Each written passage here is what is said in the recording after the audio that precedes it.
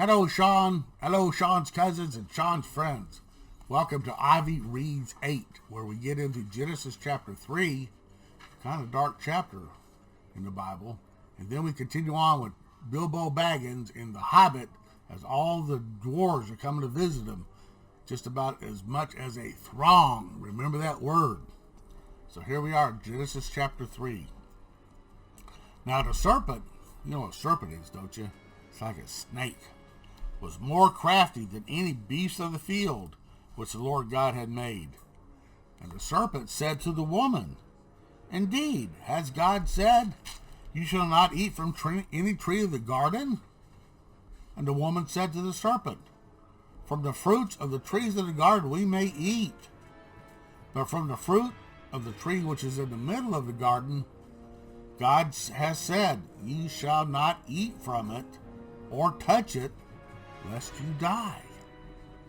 And the serpent said to the woman, You surely shall not die. For God knows in the day that you eat from it, your eyes will be opened, and you will be like God, knowing good and evil. Now, is the serpent telling the woman the truth here, or is he twisting things?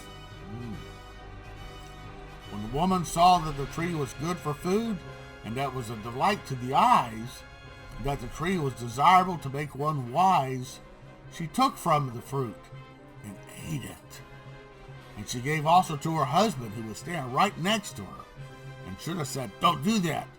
But he took it and he ate. Then the eyes of both of them were opened, and they knew that they were naked. And they sewed fig leaves together and made for themselves coverings, kind of like underwear or pajama bottoms. They had to cover themselves up. They were embarrassed.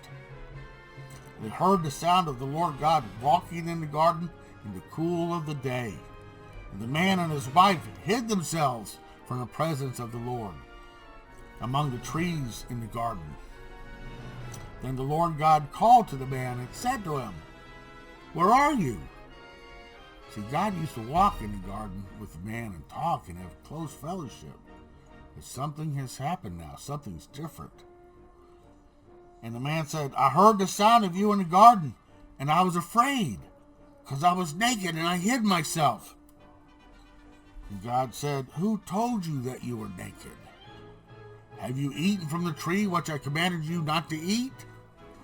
And the man said, The woman who you gave to me with me, she gave me from the tree, and I ate. Then the Lord God said to the woman, What is this you have done? And the woman said, The serpent, he deceived me, and I ate. Ooh, that's not good. We'll leave that right there. Next time we read, we'll find out what God said to them because of what they had done.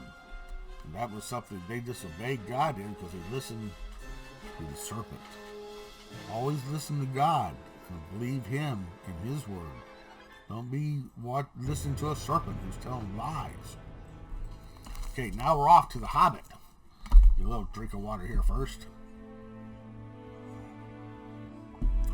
Now, as you remember, Bilbo had the hobbits were coming at him, and the doorbell was ringing again.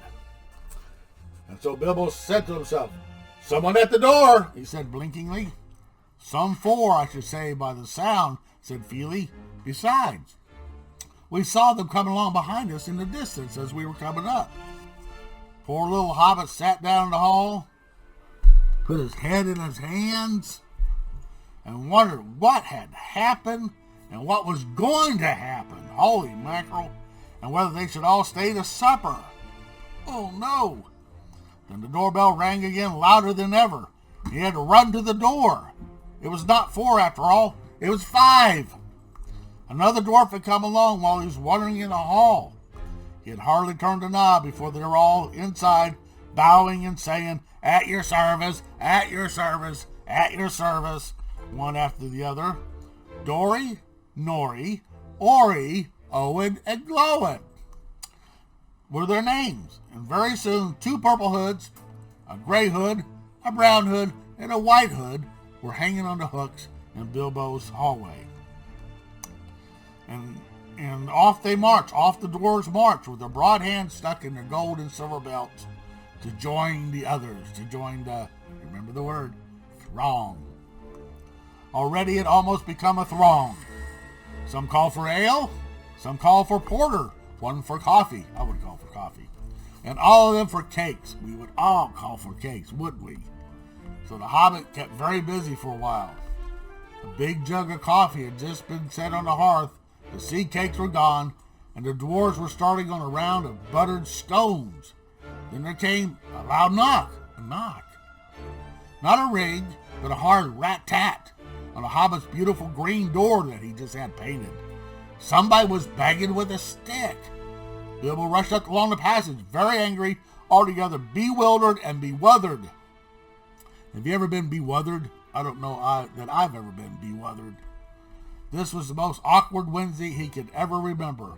He pulled open the door with a jerk, and they all fell in, one on top of the other. More dwarves, 4 more. And there was Gandalf behind, leaning on his staff and laughing, because he's the one that did all this, isn't he? He had made quite a dent on the beautiful door. He had also, by the way, knocked out the secret mark they had put there in the morning before, so the dwarves could see which house had come to. Carefully, carefully, he said. It's not like you, Bilbo, to keep friends waiting on the mat and then open the door like a pop gun. Let me introduce to you Bifur, Bofer, Bombor, and especially Thorin. And we will leave that right there. We'll pick that up next time and see what all these dwarves are up to, because I think they're all there. I think we have our throng, and there's no more to come along. Now here's a challenge. Sometime today, try to use the word throng in a sentence. Tell your mom or your dad you want to join a throng or something. Y'all take care. I love you. Be good. Have a good week. And watch out for your pets and your animals.